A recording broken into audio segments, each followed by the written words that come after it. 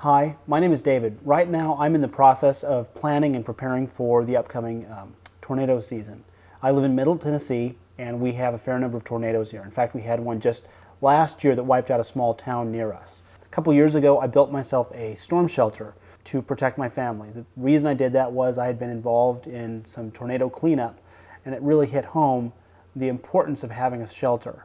The plans for that are available on my website, but that's not what I'm here for. This video is about the stuff that I'm going to be putting into my shelter. Just having a shelter is not enough. You also need to have supplies that are ready. But let's go ahead and move on a little bit more directly into what we're going to be talking about. First, 4 rules for planning. Number 1, identify the threats that you are likely to face. I'm concerned with tornadoes. Other people may be concerned about hurricanes. Some of the people that have bought my shelter video are actually in Australia, and they're concerned about the large wildfires that take place down there. So you need to think about what you are concerned with. Number 2, you need to determine how much time you're going to need supplies for.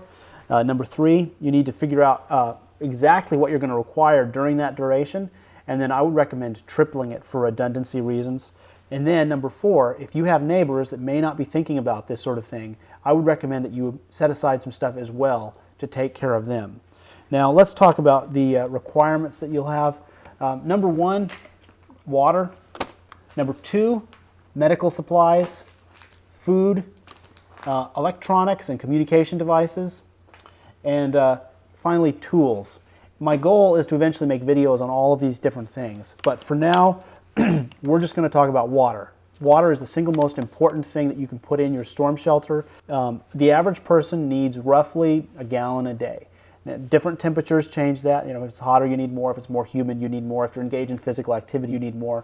But for planning purposes, a gallon a day is usually sufficient for most people.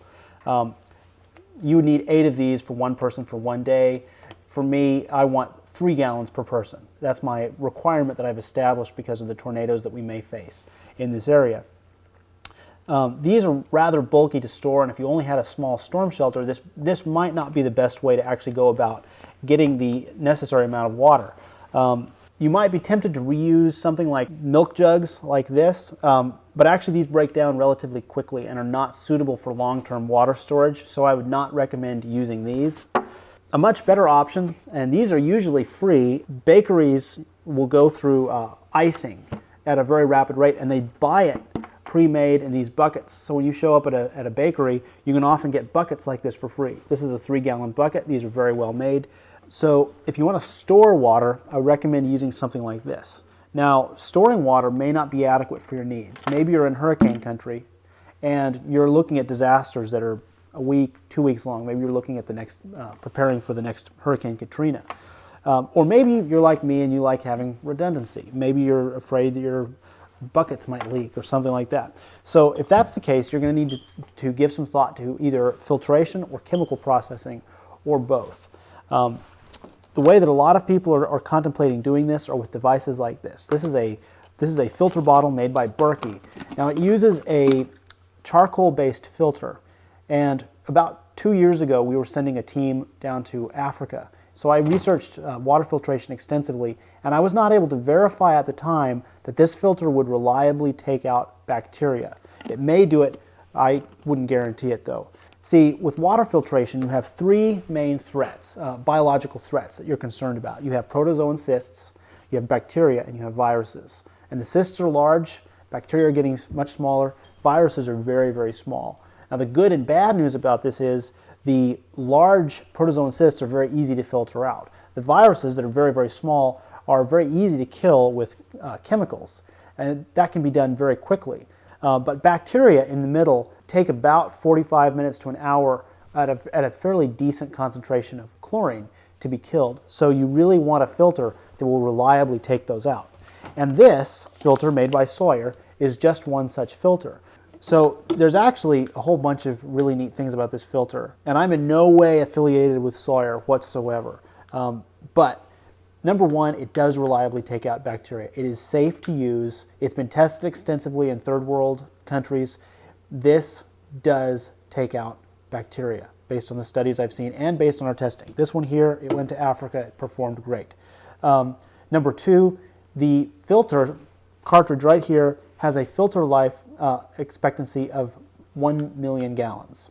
Now, they have released a cheaper, more budget level version of this filter that only does 100,000 gallons. But at a gallon a day, that's still over 200 years of use. So the filter life basically is going to last you forever.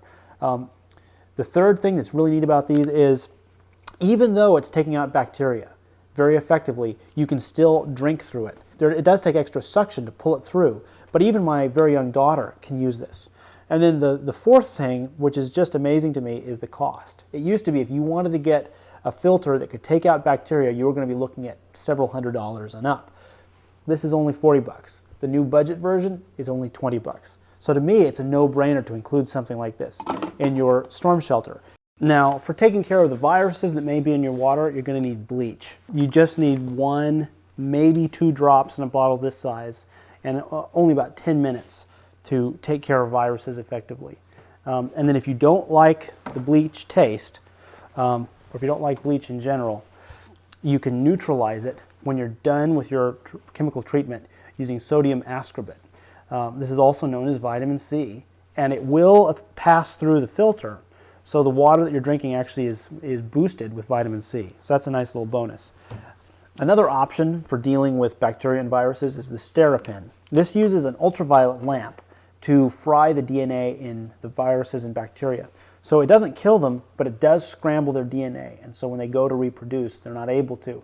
And it's actually this reproduction, this population explosion of bacteria that gives you things like Montezuma's revenge. It's your system trying to clean all that stuff out. So this works very well. Only downsides are it does use batteries, and then also it doesn't work in turbid water. If there's sediment and dirt and stuff like that in the water, if it's cloudy, it won't work very well because the bits of debris will actually block the light, and little bacteria and viruses can hide behind those in the shadows and survive. So this is a great tool if you understand its limitations. But this has also been tested extensively in the third world. Another option, and this is too expensive for me, I got this from the company as a sample, is the HTI X-Pack. Now, this is a forward osmosis water filtration system, and this is really the best of the best as far as I'm aware at this time. It takes no energy. It uses a syrup cartridge basically to induce the forward osmosis process, just like how tree roots suck water out of the dirt. And it will filter basically anything except antifreeze out of your water. It's very, very impressive. But it's about 60 bucks for one of these, and this is only good for one person for 10 days. So if you were incredibly short on space, and if you had the money, this could be a great option. But otherwise, I would probably stick to stuff like this.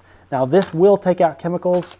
Nothing here will take out chemicals. It's very hard to take chemicals out of water without incredibly expensive hardware or incredibly cool technology like this.